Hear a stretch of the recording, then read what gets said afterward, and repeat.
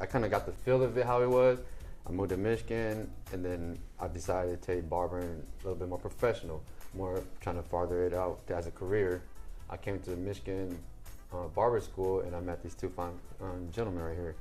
And what drove me even closer to was I got to know them. They told me aspects of haircut, and I learned that it was more than a haircut. It's deeper than a haircut. It's actually a bonding. It's actually like a fatherhood, brotherhood. And then when I saw that from Mr. Hop, because Mr. Hop was showing me stuff and how to cut hair, but at the same time guiding me, because I have my history is a little bad.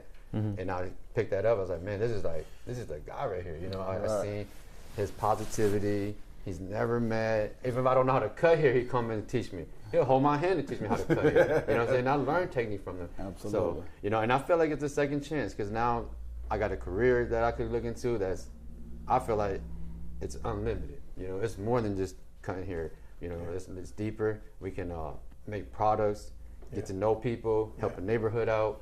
You know, driving good customer in, driving in good people, you know, and the value of people coming through, you know. I just feel like, then that's when I picked up barber, and I was telling Mr. Hop before too, I was like, I don't have this in our culture. You know, like, I don't have a barbershop that I could walk into, but like, hey, it's all straight hair or Asian guys, you know. And I saw that from Mr. Hop and Mr. Smith. I told him I want to see them in their element, because this is what I want, you know. I want to be able to be like, hey, passing on to the next generation, like, hey, you know, we don't just cut here. Come and hang out. Come and talk to us. That's right. You know, come and learn something from me. It's deeper. And it's deeper. So when I saw that from Mr. Hop and his aura and everything, I was like, man, that's where I want to go. That's that's my view. That's my vision. I want to go that way. Sir. So, and I feel like it's a second chance for me now, because now I got another career, a newer career. I'm excited. I'm super excited. I feel like there's no limit. Like I said, there's no limit to barbering. You know, it's just wherever you want to take it to. Lee, you threw a few things out there. We'll get back to your second chance in a moment in the conversation, but I want to talk about different barbershops, different cultures, different hair textures. You alluded to that just a moment ago, where you're Asian, straight hair, we're African American, more coarse hair. How did that conversation generate in terms of learning the craft? Well, I think it had a few things to do with when Lee came in. He was like, you know, I'm used to a different kind of texture here. You know? It is what it is. Do we do this a little different? You know, how do I hold the clippers to, you know? And it was real positive energy, and it was questions that he really wanted to know the answer to. And he was so open to learning, man. It was so easy to teach Lee. It's actually a pleasure to teach him and have him as a student and a mentee. Because reality of it is, nothing satisfies a mentor more than having a mentee that's receptive to the information. And so teaching him, you know, how to hold the clippers and how many times the angles that you have to use, because coarse hair lays on the scalp. Straight hair sticks off the scalp. And so the angles in which you hold the clippers are in different ways, and using shear over comb techniques is different than you have to use for coarse hair. So those techniques being available to him, he would bring his nephews up and say, Mr. Smith, Mr. Hobson, can you teach me how to do a burst fade on this texture of hair, or a shadow fade, or, you know, it's just so many different ways to it. And just being able to have him as a student, man, has been such a pleasure. And I'm just looking forward to his future, because I can tell you for sure he is bright. Right on. And you know, the straight hair, coarse texture, for Lee was a challenge, because if he was working with straight hair for so long, and then he signed up for a school, they're predominantly coarse hair texture. So the texture was an issue. It was challenging in the beginning, but because he have skills, he have training, he already cut straight hair, he understands the science of blending. He understands the science of fading. And so it wasn't totally new to him. It was just the texture, how to maneuver there with a comb. A lot of people don't really understand the significance of the comb. We talk about clippers all the time. But when Lee was training, I would always keep the comb in, because the comb, it'll direct the hair to go a certain way and you cut. And so that was different, because straight hair is just stick straight off the scalp. But coarse hair, as Smith said, it lays tight on the scalp. And so, but his willingness to jump in from a different state, come to another state, and just jump right in, and with the hunger and the fire and the fortitude and the willingness to be taught. And we hard. We are. Don't do that. Stop that. Don't do that. And the willingness to just don't give him a Timmy. Don't give him slow. A taper, not a Timmy. Don't go in there. Stay out of there. Keep it right here, not up here. And one of the things that I told Lee, I said, slow is the best speed. Slow. Take your time. Take us out. But just, that's true on many topics. Many topics. Slow is the best speed. Yes. Yeah. But overall, man, Lee is an awesome man. But he said appreciate us, but I appreciate him. Absolutely. Because it is so gratifying for an educator to see the level of response from a mentee and a student that's willing to give their all, just as well as you're giving your all. Every day. Day in and day out, showing up ready. Every day. So me as an instructor, I have to make sure when I get out the car, come into the institution, I have to be ready, focused. Yeah. I don't need to warm up to it, because I know when I see my guy, he's ready to go. He's ready to go. Yeah. And so I always want to benefit his life, man. And when the fortitude and the work ethic that he has, the professionalism they has, he's a model student. Right. He's one of our model students. Absolutely. Lee, going back to your journey, you're originally from the Detroit area. Yes. Okay, so you left here, went to Alaska, some things happened, you had to serve some time, getting out of prison, coming back here, looking for that second chance. How difficult was it initially? At first it was difficult because, it's a judgmental thing when you come out of prison. A lot of people was like, oh man, he's a whatever, and they first judge you. And it was a little difficult, but once I learned into barbershop, once I went into the school and I got to talk to Mr. Hopkins Smith, it's like, they don't judge people. They don't judge barbers. They're just like, hey, you can cut. This is your craft. You can just come here and learn. I mean, you can just come here and just cut, and you're good at it. People's going to come to you, regardless of your past or anything. So, I mean, it was a little hard, but once I got in there and I started to understand the barbering, it got easier. I got more comfortable with it. But, I mean, the journey is always going to be hard, because, it's like, it's new. It's like untapped water to me. So, it's a little nerve-wracking. Yeah. But as you keep going, it gets better. Yeah. It calms down, and it gets easier, What advice would you give anyone who may have been in a similar situation, who's looking for that second chance to make a 180? Make a 180? Believe in yourself. That's good. And don't worry about your past, because we get a chance to rewrite it, our future. Man, what I'm saying? And I don't want that to hold me back. I don't want that to be like, hey, this is you, because it's not. You know what I'm saying? I learned from my mistake. I don't want that past. I don't want my past no more. I want a better future. I want a brighter absolutely. Future. So I feel like anybody can do it as long as you put your effort into it and just don't doubt yourself. Hey, Josh, can I ask him a question? And I'm going to make a statement and then kind of answer the question on top of it too, because I watched Lee at the school, as Mr. Hopkins said, predominantly coarse hair. And sometimes people will look at the barber and say, oh, I don't know if he's prepared or ready or able. It's kind of the reason I asked that question. To cut my hair, right? You may have an African American who walks into the barber school. Absolutely. They see an Asian gentleman and say, absolutely. Can he really cut my hair? I've watched him navigate it, though. Yes. I've watched people challenge his ability or his skills before they ever even saw it. Just blatantly I'm asked talking him. about, and I watched him. I'm sitting back in the cut, as they say. Just watching his response to it, and he will always step up to it with a level of maturity and professionalism, and that's what drew me to him. Can you walk me through a scenario, if you can? So it was a time that a guy came in, and because we ring up at the cash register, we ask them what kind of haircut they want, right?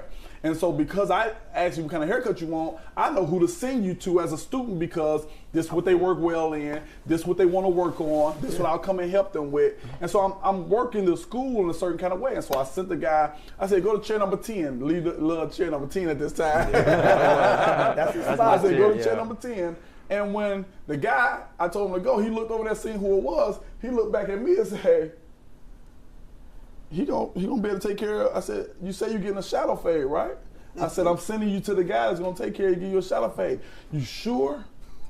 I said, what do you mean am I sure? I'm the instructor here, and I'm telling you, I know my students, and I'm going to put you in the best position to be successful, right? Get you a good haircut. That's right.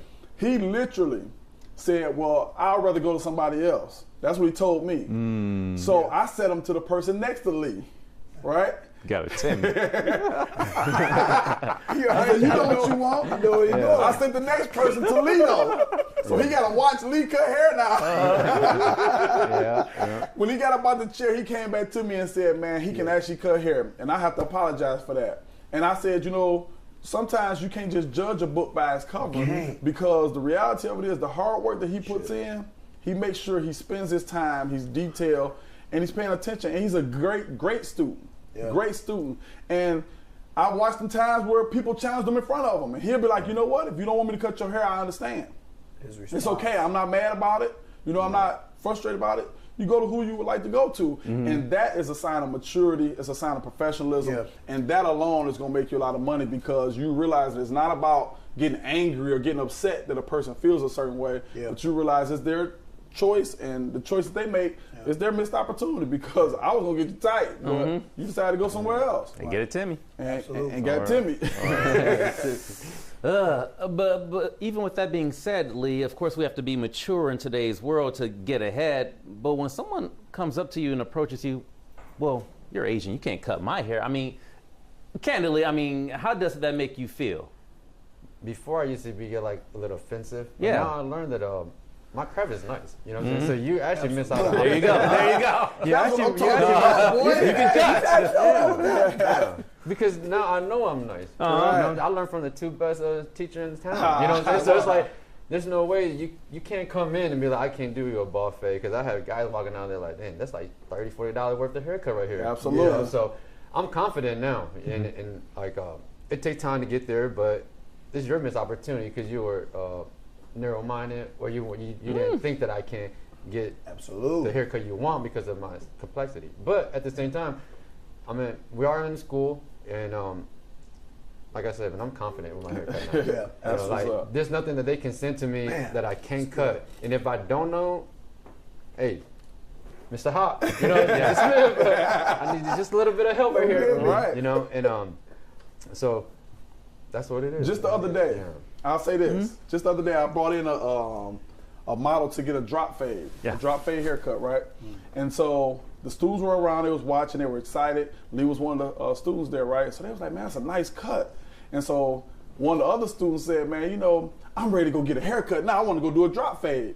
And so one of the other students said, you know what, you give me a drop fade right now. The guy, he got scared. He's like, no, I ain't gonna do it right now. No, I ain't gonna do it now. You know what I'm saying? He got scared, but he just said he wanted to do a drop fade, right? This is my guy, Hamilton. Yeah, I'm gonna call you out, Hamilton. I know exactly what you're talking about. Yes, sir. So when Hamilton declined to do the drop fade on the other student, who was the person you think stepped up to the plate? Lee said, let's go. I'll do it. He took that guy over to the other side, put the drop fade on. He said, Mrs. Smith, can you just come analyze this drop fade? We made a few tweaks on it. Yeah. And before we know it, he had knocked it out the park drop fade. And the student was excited, the student was happy, and it was because he wasn't afraid to go out and do what somebody else was a little apprehensive on. That just showed me even the more, you know, and this just happened a couple days ago. It showed me even the more how confident he is. When others are apprehensive, he like, I'll do it. Because he has really put the time, the work, the reps. And so now he like, whatever you saying, I'm confident I can do it. But if I can't get it, Mr. Smith, Mr. House, or Mr. Waymack, he gonna ask somebody and get some help. And we'll be there to help him. D'Angelo, a question I have for you. So you allude to the gentleman who walked in one day asking for a particular haircut. You directed him to table 10. With that being said, and for the gentleman to look back at you and say, are you sure? Were you a little offended initially? I was. Because, I mean, you're a brother, you're an African American, you know the culture clearly. You're not going to intentionally send him to someone who couldn't do the job. Right, absolutely. I understood, but I still was a little offended. I was like, come on, man. Like I've had to do it a couple times, not with just Lee, with other students of other ethnicities, right? So it's like, I don't let nobody bother my students. Like, you're not about to hit their confidence. You're not about to mess up their confidence. Yeah. And because I don't want you to mess up their confidence, I'm going to stand in the middle and say, you know what? They're students. So if you don't want people practicing on you, you might want to go to the barbershop and pay what it costs to get your hair cut. Yeah. It's $6 here. They're students, they're learning. $6. $6. They're students and they're learning. And so the last thing I'm going to let you Talk do about a discount. is what? Major. 90%. 90% from what I charge. 90% discount from what I charge. That's what I charge. The cut. See, the reason why it's insulting and it's rude and disrespectful, when you receive a client, disgruntled client like that, is because I know myself. And I work with these students every single day. And it's my responsibility for me to put every client with the students based on their capabilities. I would never put a client, especially that's going to be just outbursts and just not easy, to work with or have attitude about life or whatever. I would never put that type of client with a student. I don't believe they can handle it. Right. With Lee, I feel as though he has that fortitude, the mentality to understand, like, because of my skin color, because of my ethnic background, that you're going to judge me off of that and miss out on a really good cut. And so for me, I had a situation, not with Lee, but it was just to give you an example of what that means when we get it fitted. Because I had a lady, she told me, she said, I don't care who you are, how long you've been working here, that gentleman is not cutting his hair. She was loud and she was saying it. She pointed at him and said, he's not Lee, but in a person of another gentleman who's graduated right now. She pointed at him and said, he's not touching my hair. I don't care who you are. So I, me being a professional, I walked up to her. I was just trying to, calm the situation. Move it over. And said, please don't walk up on. I said what I said. I don't care about what you're going to say. I know this is school. This has been explained to me already. I have to trust everybody, but I don't want to trust him. And I said, I finally got it to a point where she allowed him to cut. And she was over there, this better be, because it's on your head. She was talking to me like, this better be, if his haircut don't turn out good, it's on you, and then we're going to have a problem. And this client has been coming to the school for 10 years maybe. Yeah. So she's accustomed to working with different students, but not a different nationality. So that was her first experience. But I was the one who was able to get it done. After the cut, she had to eat the biggest slice of humble pie. The biggest slice, the biggest piece, and I made her eat the whole cake. Reason why? Get off your fingers. First of all, she had to come, get it licked, because she had to come back to me first and apologize, because she knows she offended me. And second, I said that would be okay if it was me servicing him. I said, but I believe the student deserves absolutely a chance. Absolutely. And an apology. An apology. I think the student, and she did, and she apologized. Granted to say, now when she comes in, she come to me first and say, who do you think is best? Because that young man had, no offense to any other student at that time, got the best haircut that she received in a long time out of her mouth. Wow, it's a combination of she not only disrespected someone else, but also disrespected herself. Absolutely, yeah. Definitely. And now she's one of my favorite clients. Come in, she speaks, she comes in, that whole attitude change. Absolutely. I mean, this kind of just speaks to the deeper in the cut value that we always talk about. Like, to be able to impact Lee, and he's going to go back and impact his culture. Absolutely. As he said, his goal is to put, like a shop like this one we have here, Executive Cuts and More. Yeah. He said he wants to build a community of people of his community to be able to come in, laugh, joke, make money, and just be able to understand that it's bigger than just cutting hair. It's about building relationships, building bridges, and cause your community to just grow and be better. And that's what barbering is about.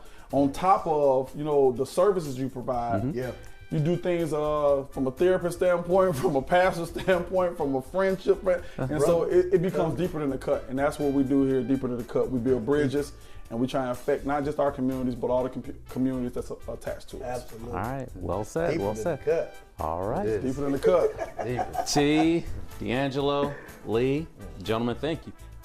My God. Deeper than the cut. It's deeper. It's deeper than the cut. Deeper.